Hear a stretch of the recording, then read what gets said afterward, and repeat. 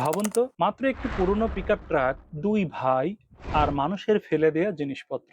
এই সামান্য জিনিস দিয়ে দুই কিশোর শুরু করেছিল সাইড হাস্টেল। আর কয়েক বছর পর সেই ব্যবসার বার্ষিক আয় দাঁড়িয়েছে $30 লাখ।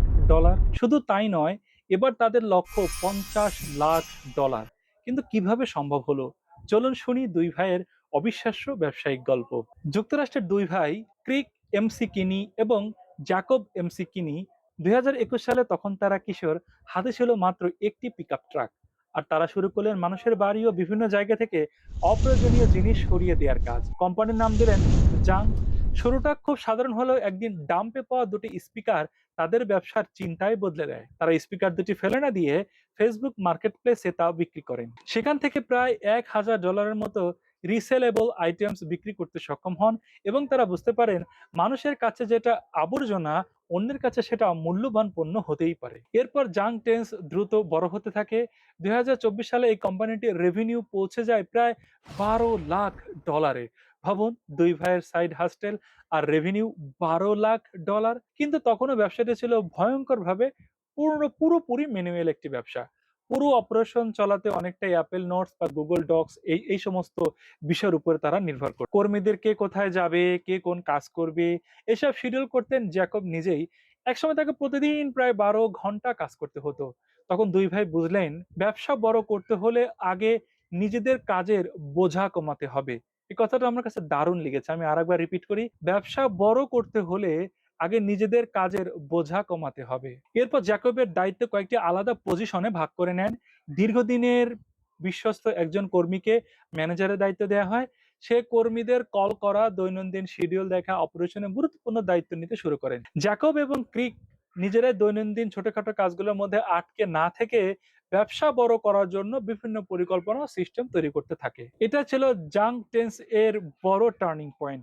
তারা বুঝেছিল তারা বুঝেছিল ব্যবসা মানে নিজে নিজে সব কাজ করা নয়, এমন একটা সিস্টেম তৈরি করা যেখানে আপনার অনুপস্থিতিতেও কাজ চলতে থাকবে। এরপর জাং টেন্স ব্যবসার সঙ্গে প্রযুক্তিগতভাবে আরো গভীরভাবে যুক্ত হয়ে গেল এবং কাস্টমার ম্যানেজমেন্টের জন্য তারা জব বের এবং ডেটা ও মার্কেটিং এর জন্য গো হাই লেভেল এবং এমপ্লয়ি ম্যানেজমেন্টের জন্য কানেক্ট টিম এর বিভিন্ন সফটওয়্যারের ব্যবহার তারা শুরু করে। কিন্তু সবচেয়ে অবাক করার বিষয় হলো, তারা তারা নিজেদেরও একটি অ্যাপ তারা তৈরি করেছিল এবং সেই অ্যাপ তৈরি করেছিল তাদের মধ্যে থাকা একজন খুবই তরুণ একজন কর্মী। বেস 44 এবং চ্যাট জিটিপি ব্যবহার করে তাদেরই একজন কর্মী পারফরমেন্স ট্র্যাক করা যায় এমন একটি অ্যাপ তৈরি করেছিল। কে প্রতি ঘন্টায় কত রেভিনিউ তৈরি করছে, কার ক্লোজিং রেট কেমন, এসব বিভিন্ন তথ্য তারা দেখতে শুরু করলো। অর্থাৎ একজন তরুণ কর্মী এমন একটি অ্যাপ তৈরি করেছিল যেটি এখনো পুরো কোম্পানি প্রতিদিন ব্যবহার করে চলছে। জাং টেন্স কোম্পানি আরো একটি বড় শক্তি হলো সোশ্যাল মিডিয়া।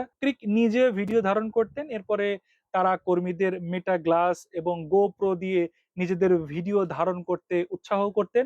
এরপর সেই ফুটেজ এডিট করে টিকটকে, ইনস্টাগ্রামে, ইউটিউবে প্রকাশ করতে লাগলো। ফলাফল, টিকটকে খুবই দ্রুত 2,13,000-এর বেশি ফলোয়ার চলে আসলো। ইনস্টাগ্রামে প্রায় 2,69,000-এর বেশি ফলোয়ার চলে আসলো। আর ইউটিউবে প্রায় 69,000 সাবস্ক্রাইবার হয়ে গেল এবং এগুলো খুব দ্রুত হয়ে গেল। অর্থাৎ তারা শুধু জাং সরাচ্ছে না, তারা নিজেদের কাজকে কন্টেন্ট এবং মার্কেটিং মেশিনে পরিণত করছে। জাং টেন্সের বেশিরভাগ কর্মী কিন্তু হাই স্কুল বা কলেজ শিক্ষার্থী। বেতন, কমিশন, টিপস মিলিয়ে অনেক কর্মী ঘন্টায় প্রায় $25 থেকে $30 পর্যন্ত আয় করে থাকে। গ্রীষ্মকালে তাদের ব্যবসা প্রায় দ্বিগুণ হারে বৃদ্ধি পায়। শুধু ক্যাপ কোড লোকেশন থেকেই গত পিক সিজনে তারা প্রায় $3,50,000 সার্ভিস বুকিং পেয়েছিল। আর এই তরুণ কর্মীরাই কোম্পানির কালচারাল অংশের একটি বড় পার্ট হিসেবে নিজেদেরকে উপস্থাপন করতে পেরেছে। তারা শুধু চাকরি করছে না এখানে, তারা অনেকেই মনে করে কোম্পানি যত বড় হবে তাদের নিজেদের সুযোগ সুবিধাও তত বেশি বৃদ্ধি পাবে। এই পুরো সিস্টেমের ফলাফলও এসেছে খুবই দ্রুত। 2025 সালে জাং টেন্স কোম্পানি এর রেভিনিউ ছিল প্রায় $30 লক্ষ এবং 2026 সালে এসেই কোম্পানিটি, তারা কি করেছে, তারা $50 লক্ষ রেভিনিউ অর্জন করে ফেলেছে। এখন তাদের সামনে লক্ষ্যটা আরো বড়, জাং টেন্সকে একটি ন্যাশনাল ব্র্যান্ডে গড়ে তোলা।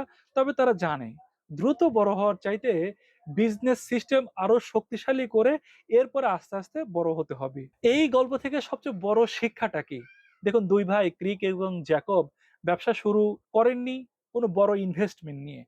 তাদের ছিল না বিশাল কোনো অফিস বা বড় কোনো টিম বা বিলিয়ন ডলারের রোড ম্যাপ।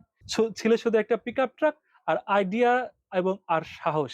তারা ১ম এ ছোট করে শুরু করেছিল। তারপর তারা ভুল থেকে শিখেছে, দায়িত্ব ভাগ করেছে, টেকনোলজির ব্যবহার করেছে, এআই কাজে লাগিয়েছে, সোশ্যাল মিডিয়া মার্কেটিং এর অংশ বানিয়েছে। ক্রিকের মতে তরুণদের জন্য এখন ক্যারিয়ারের পথ শুধু ট্র্যাডিশনাল কলেজ বা চাকরির মধ্যে সীমাবদ্ধ নয়। আর জ্যাকবের পরামর্শ আরো সহজ।